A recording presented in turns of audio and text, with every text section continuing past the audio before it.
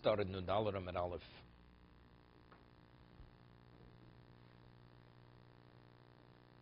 You weren't following on your vacation, were you? Okay. See, I always give Dave the benefit of the doubt.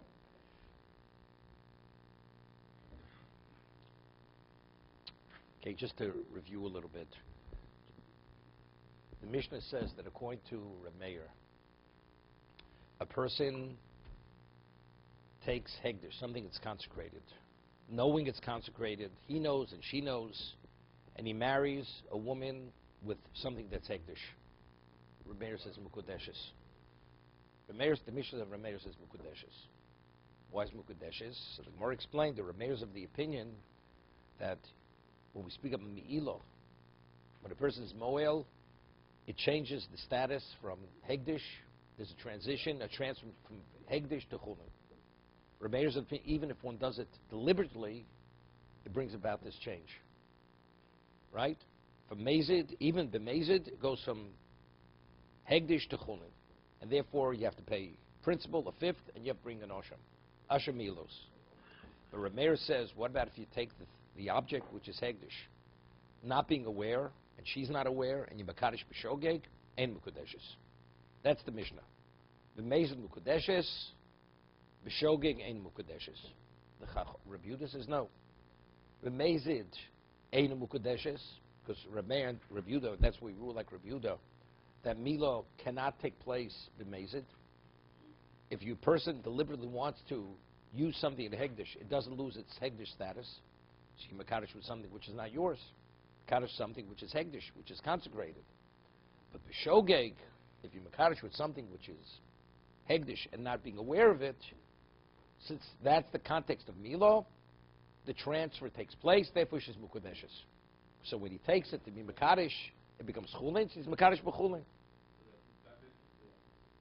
That's the Reb Yehuda. We rule like Reb Yehuda. B'mezid ein mukudeshes, b'shog mukudeshes. Reb Yehuda, Reb Meir says no. B'mezid mukudeshes, b'shog ein mukudeshes. Now the question is, wait 1 second. The Mishnah.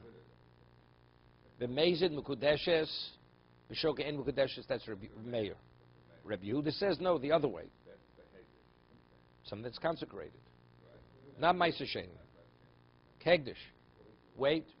Reb Yehuda says b'shogeg mukudeshes, b'mezid ein mukudeshes. Why b'mezid mukudeshes? Because it's not milo. You cannot be moel, right? The transition doesn't take place. Shogim mukudeshes because it becomes chulin. So now we have to understand why, according to Reb Meir, when b'shogeg, Reb Meir agrees. There's milo b'shogeg as b'mezid. So why isn't she mukudeshes? So Rabbi Yochanan went to explain Reb Meir. This is the way he explained Reb Meir. This is Rabbi Yochanan's interpretation of Reb Meir, that if a person marries a woman, believing she's one thing, let's say we had earlier, there's certain defects that a woman would have that, without a question, if she has these defects, he doesn't want to marry this kind of woman. And he marries the woman, gives her the money, he says, you have kosher witnesses, it's not a valid marriage. Because it's mekachtos, it's considered a mistaken marriage. Because if he would have known that she had these defects, he would have never wanted to marry this woman. Right? A person purchases something believing it's one thing. It turns out to be something else. It's a mekachtos. It's not a valid acquisition. So over here we say, Rabbi Yochanan explains to Reb Meir, that if a person would know, if he and she would know that the means through which she's being married is consecrated, the asset is a consecrated asset, whether it's money or an object, he wouldn't have wanted to marry her with that object, she wouldn't want to be married with that object. So if that's the case, it's equivalent of mekachtos. Mila is only when I take hegdish's object that I want to transfer it out of the domain. I want to transfer out of the domain. So if you marry her deliberately with something that's hegdish, so despite that, it's irrelevant, that's what I want to do. So therefore, your intent is to use something that you're not permitted to use. Therefore, the transfer takes place. The moment you take it to use it as your own, it's converted from hegdish to chulin. So you're marrying with your object. But b'shog, if he would have known that it was consecrated money or the object was consecrated, he would have never wanted to do it. Therefore, as a result of that, the object remains hegdish, and therefore it's ein mukudeshes. That's how Rabbi Yochanan explains Rameir. So if that's the case, what is the case of shogeg regarding Mila? He says the only case would be if a person eats something. Because there you're benefiting, whether you had in mind or you didn't have in mind, but if actually you benefited. So if you benefit from Hegdish, which is a Shavet Pruta, which is minimally the value of a penny, he's moil. And the person would have to pay value, a fifth, and bring a korban. That's Rabbi Yochanan. But there is no case where you want to expend something of Hegdish, b'shogeg, that the transition would take place from Hegdish to Chulin. That's Rabbi Yochanan's understanding of Rebbeir. Okay? One second, let me just sum it up. So what does Rabbi Yehuda hold? Rabbi Yehuda doesn't apply this mekachtos svara.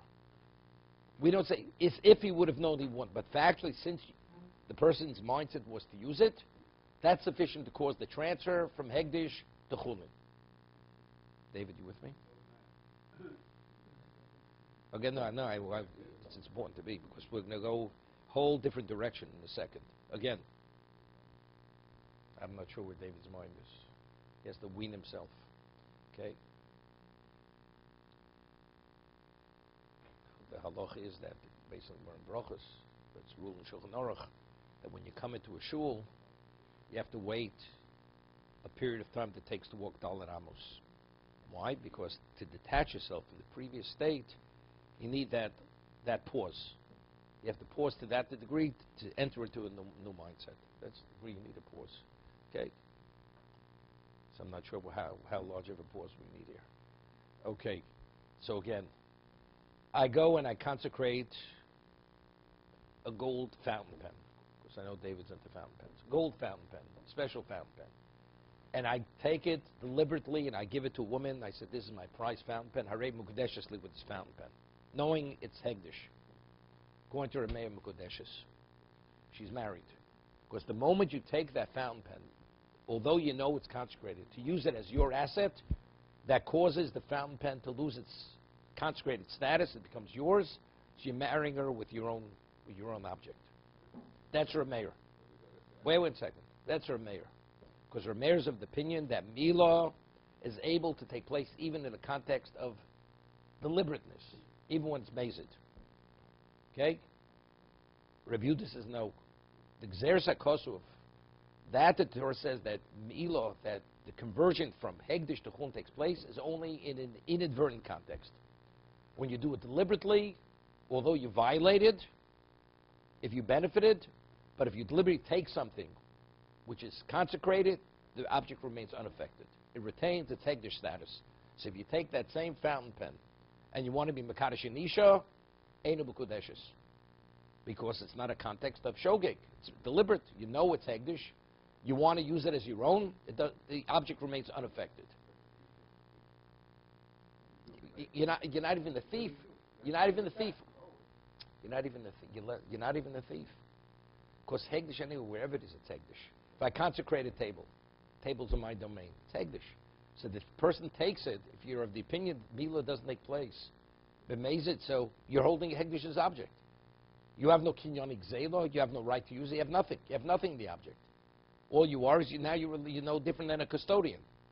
Right? That's all you are. So then it's like eating Hegdish. So it's even amazing. If you eat, you know something's consecrated, you eat it. Right? Are you moel? You're moel based on the benefit.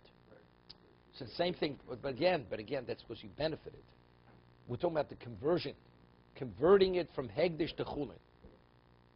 B'mezid, the conversion does not take place. According to Rabbi, only b'shogeg.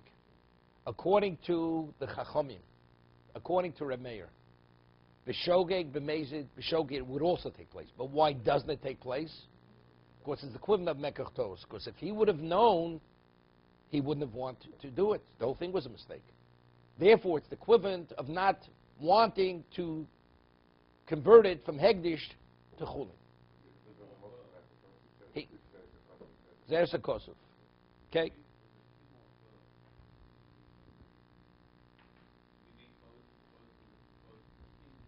Yes. Well, it depends before. Depends before how you learned Ma'aseh Sheni. Okay.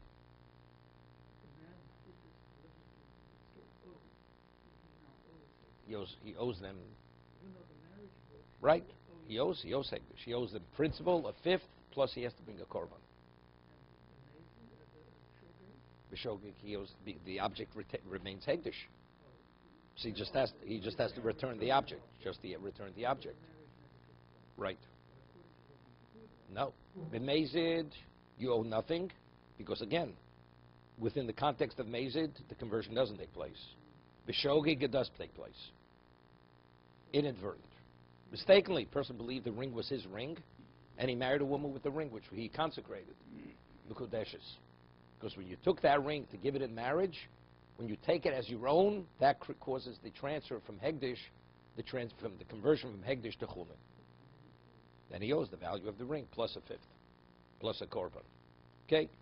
That's how Rabbi Yochanan explains Rameir. Okay? So what is the case of Shogeg according to Rabbi Yochanan, according to Rameir? The only case Shogeg means where he eats something. Which means, so to whatever degree he benefited from what he ate, that's the degree, that's what he has to, that's his obligation of restitution to Hegdish. Okay? Whatever the value of that benefit was. No, so we went through this.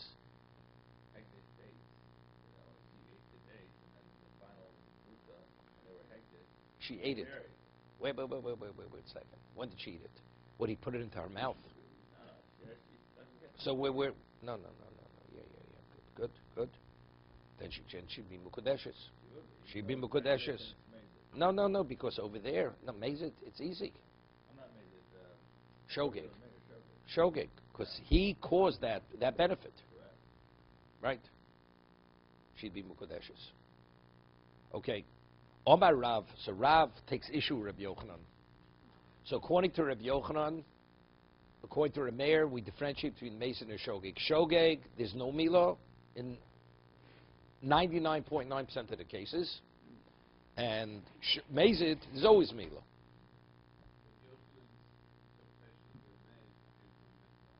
Mekachtos. Because, but what does he base it upon? Because he says, we've researched all the Mishnayos in Shas.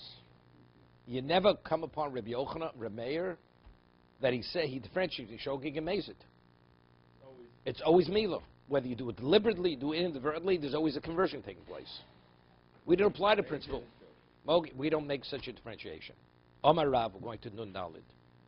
Chazarno kol atzodim shel Rameir. We reviewed and we researched all the aspects of Rameir. We didn't leave a stone unturned. V'lo motzino hegdish b'shogeg ein mischalel, b'mezid mischalel.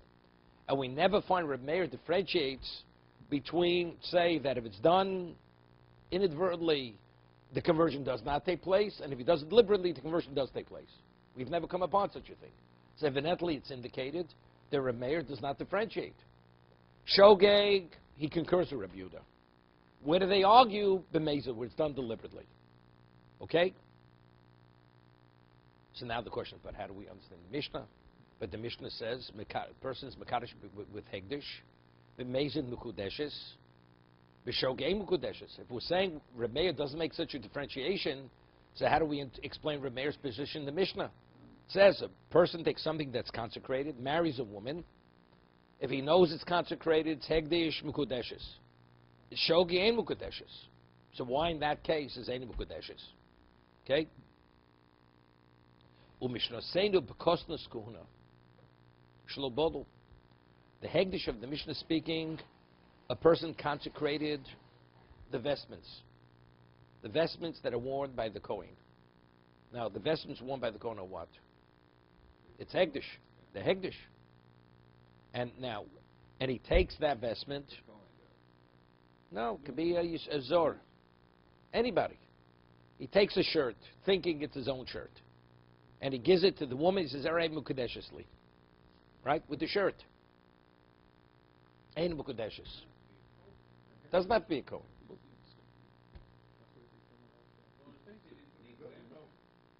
We're going to discuss it. We'll discuss it.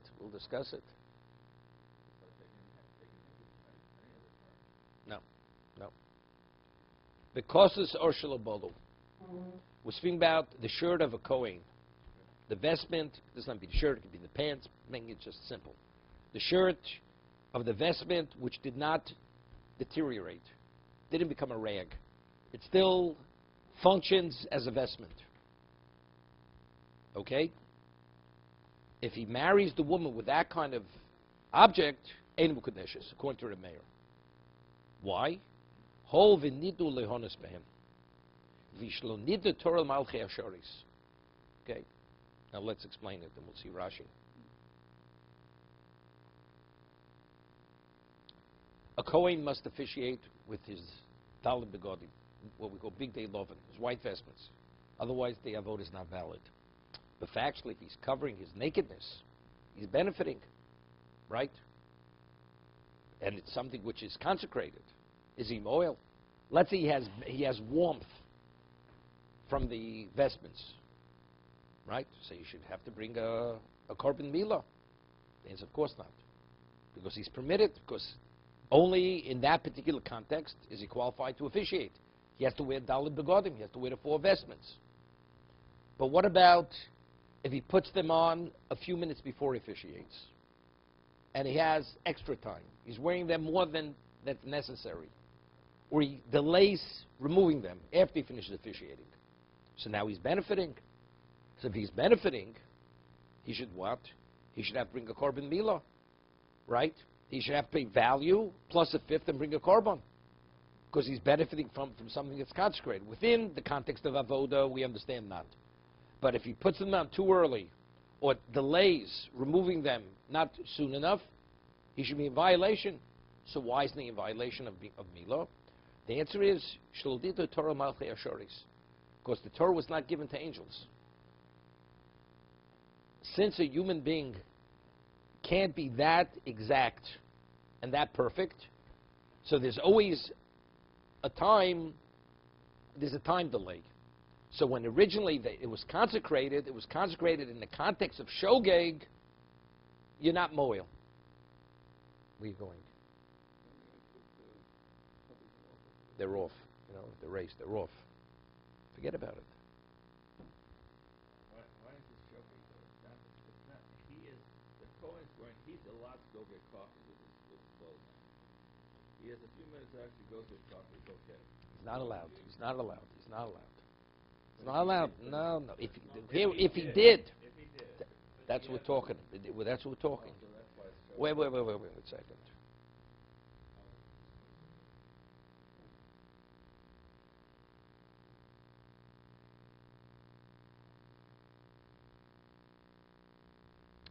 The Sutton's working around the clock here. Okay. Let's explain something. This is the Machlokes Rameh and the Chachamim. When it initially was consecrated, since there's a context of shogeg, which it's nearly impossible not to avoid, so the Chazal said, therefore, if he does benefit, in that context, he's not moil. What about the Yisrael takes that same garment, inadvertently was Makadosh Nisha?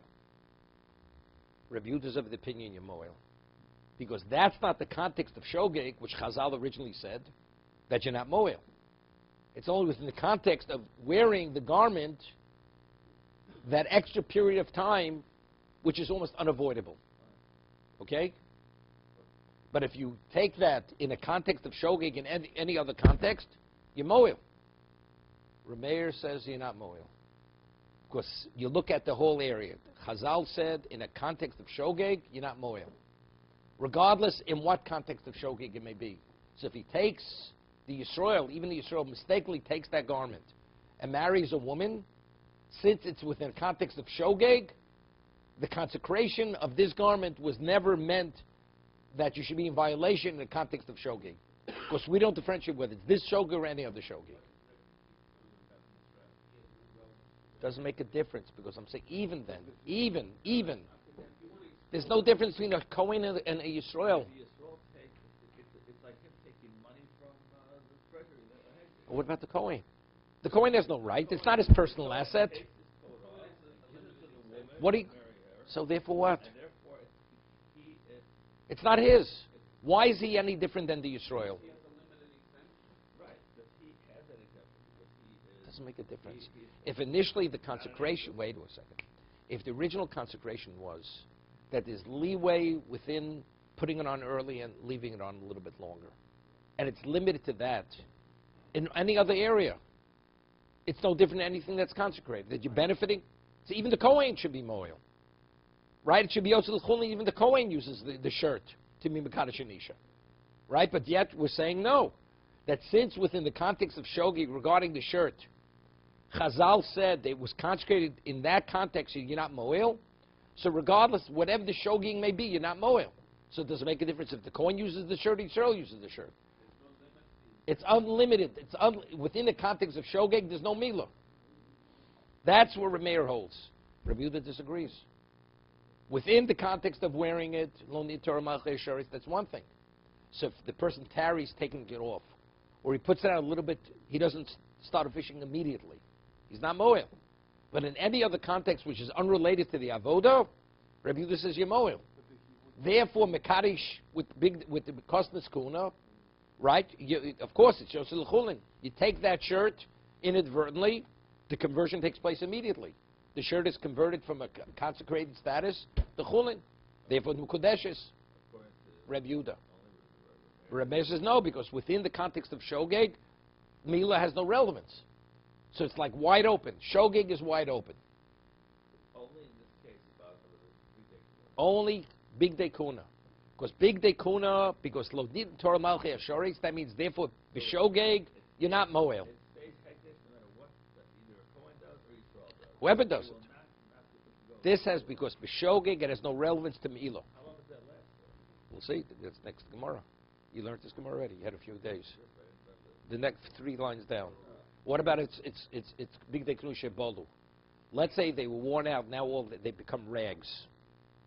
Right? So once they become rags, right, there's the context of Lo Nid Torah Malchei Sharis has no relevance any longer. No, you're not listening. Yes, we say, regarding this garment, let's say it's not wearable any longer.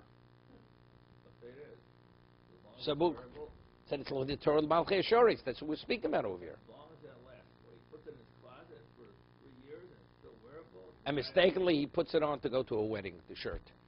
Right? He's not moil. He's not moil. Because it's shogeg. But let's say the shirt is no longer wearable. So now what? It's an object of hegdish. And it was never meant to be, in its present state, it's not meant to be worn. So it's not meant to be worn, b'shogeg yemoel, like anything else which is consecrated yemoel. Okay? That's the machlokas Rameir in the Chachamim. Rameir says b'shogeg, so that's the case. B'shogeg, that's the case. But in any other case of shogeg, take an object that's consecrated inadvertently, marry a woman, mekudeshes. We don't differentiate whether it's mezid or shogeg, mekudeshes. This is Rav's understanding of Rameir. Toshma. So if you read into the last place of the Mishnah, that case is talking about only the case of big day. That's what he says. Right. But how do you... Mishnah Seinu, because the skuna shlobolu hol v'didlehonisben, since there is a context that you're permitted to benefit from it inadvertently, lefishul nid Torah malchei ashores. Therefore, any context of shogeg, it doesn't cause the transition from hegdish to chulin. Because there's no other case we could understand Reb Meir.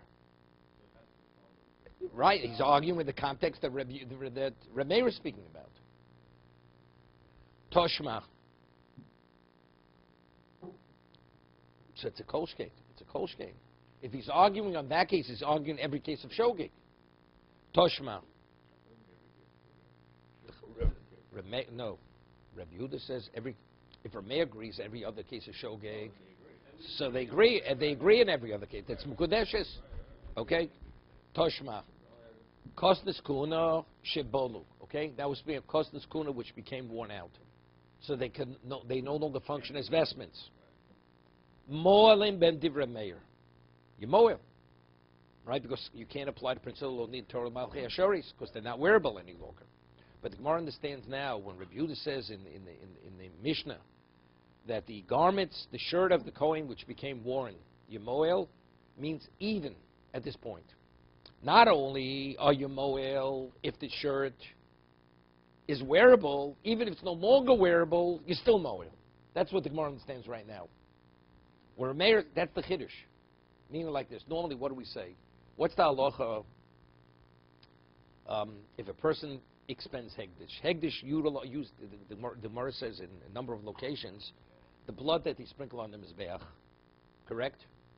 Where did that blood go? It went to Nachal Kidron. It was like a drainage system under the mizbeach. It would go out to a valley, and they would sell that blood to the gardeners. They would fertilize that field with that blood. They use it as fertilizer. So the Gemara says in a number of locations, other locations, that blood on a Torah level, once it's sprinkled, it no longer has Kedusha. Why does it no longer have Kedusha? Because there's a principle known as Nasa Mitzvoson. Why is something Hegdish? Because when it's consecrated, its exclusive value is that purpose. But once it's already addressed that purpose, right, then it's no longer, Rashi says, it's no longer Kodesh Hashem. It's no longer exclusive for God. Once it's no longer Kodesh Hashem, it becomes chulin, right? It becomes ordinary. So therefore, the blood, once it's sprinkled, it's not mitzvosam. So I think when they consecrate the garment, it's consecrated as a big dekuna, correct? But let's say now it can't be used as big dekuna any longer. So what would we say? Maybe it should be yotzel l'chulin, right? Because it already fulfilled its purpose. Now it's a rag. Now it's a rag. It's like the blood after being sprinkled. I mean, to the same logic, if he takes that coat that's still a good big dekuna and marries a woman with it, you say the same thing, and now it's transferred into marrying a woman. Why not? It's not being used for the purpose, right? Wait a second. Wait. When you consecrate something, what is the meaning of consecration? It's exclusive for what I consecrated it for. If you're of the opinion that once you do that, it's locked into that, it's irrelevant what you want to do. It's irrelevant what you want to do. You can't transfer it out of that. But what about it no longer functions in that capacity because now it's been shredded, right? So you would think maybe it's yotzul chulin. It's like the blood. After the blood is sprinkled on the mizbeach, it loses its status of kedusha. Rameir says no. Even as a rag, as a shredded piece of cloth, it still retains its kedusha, right? Kostas no wait no. I was asking it as a question. Kostas kuna shebolu molam b'hem divrei meir. So my love, afilu lo bolu. Meaning it's telling me a chiddush. Not only when they're functioning as big dekuna, even if it's bolu, you're still moel. My love, afilu lo bolu. Right? So which means bolu is coming to tell me even bolu. But of course, if it was low bolu, if they didn't wear out, definitely a moil. Someone says low bolu dafka. When are you moil? Only if it's bolu. Meaning, if they function as big dekuna, then we say lo need the Torah malchei ashores. So the inadvertent context has relevance to them. So therefore, Meir is of the opinion every inadvertent context you're not moil. But once they become non-functional, they no longer function as big dekuna because they've been turned into rags. Then you will be moel. B'shogeg. Even b'shogeg. Why? Because there's no context regarding this object of what? Of what? Of wearing them. Of lo nid Torah malchei ashoris. Why is it? No. It's very logical. This exemption on a functioning item, but there's no case where No, because we're explaining why. Because the whole idea is lo nid Torah malchei ashoris. Wait a second. According to Rav's understanding. Yeah, but it's two separate things. It's two separate things. Yeah, exactly. That was the first question. It seems to be if it's even bolu, definitely if it's low bolu. Meaning, so which means it's limited to wearing them, but outside of that, you are moil. Says no. What? This one case. By big dekuna, this one case.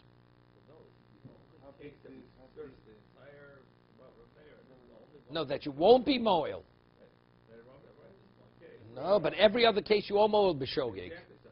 No, big dekuna, whether they're functional or only if they're functional b'shogeg, you're not moil. In any case of shogeg, regarding big dekuna. But once they become worn, then you are moil, even in shogeg. Even in shogeg, because the context of shogeg no longer applies to the rag. Only the big dekuna that is not moel, that's the only case Exactly, exactly. That's how Rav is learning the Mishnah. Why? Why is he saying this? Because he says he's, excuse me, he's researched every Mishnah, left no stone unturned. There's no Mishnah that differentiates between Shogeg and Mazid. That's Rav's position.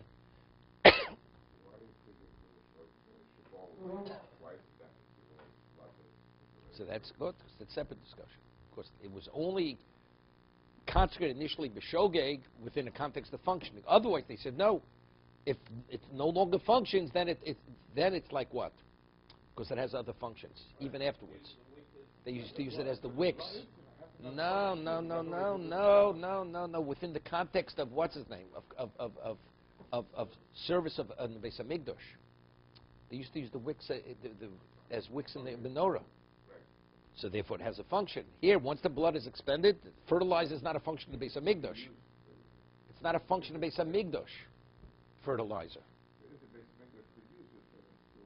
Look, they can use its value, but not as the blood. The blood has no usage, right? Okay. Toshma. Now, just an introduction. There's a Torah obligation of Machzah Shekel. Time to be Beis Hamikdash, Machzah Shekel. Now, the Torah says that every Nisan. Now, with what money did they purchase the Korban Tzibur, the communal offerings? Only the new shkolim. Every Nisan, the Torah says you have to send shkolim. New shkolim have to be used to purchase the communal offerings. And those two columns came from where? Every Jew sent a Machzah Shekel. After all those Jews would start sending their Machzah Shekel on Adar. Took a month to arrive. In Nisan, Rosh Chodesh Nisan, they started to use the new half coins to purchase the new korbanos. Okay?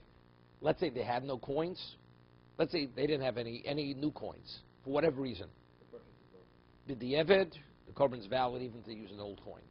But the mitzvah is to purchase, to bring the korban tzibur from the new coins. In Aramaic, it's called taklin chaditin, the new coins. Atikin, taklin atikin, what about the old coins? What did they use the old coins for? The old coins were called shiorei al-lishka. Let me tell you how they did it. The Mishnah says that they would have a room in the Beit Mikdash, and Jews would send their coins, right? And they would arrive by Nisan.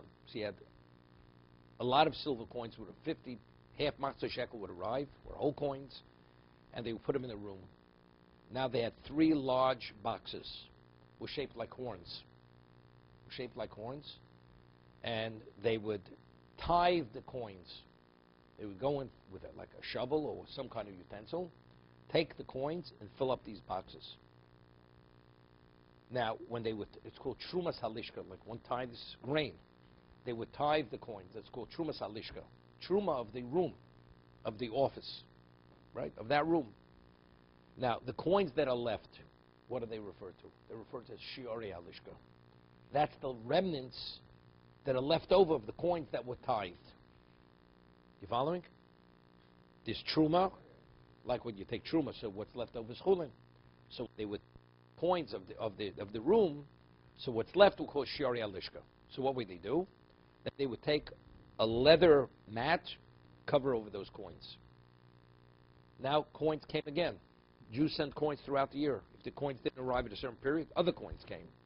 The new coins that came, they would go on top of this mat, this leather mat. So you'd be able to differentiate between the coins that weren't yet tithed with the coins which are below the mat, which were already tithed. And again, they would accumulate. What would be but the boxes would empty out. So they would again take truma from the coins that are above the mat, because those coins were never tithed. You following? They were never tithed. Fill up the boxes again, put a mat over the top. Now a third time, now coins again, they just kept coming throughout the year because everybody didn't send it immediately. And then afterwards, those boxes would empty out again. They would do a third tithing. At the end of the year, all the coins that were left in that room are referred to as shiorei halishka. The coins that were remnants that were left over from the 3 tithings that were done 3 times during the year. Okay?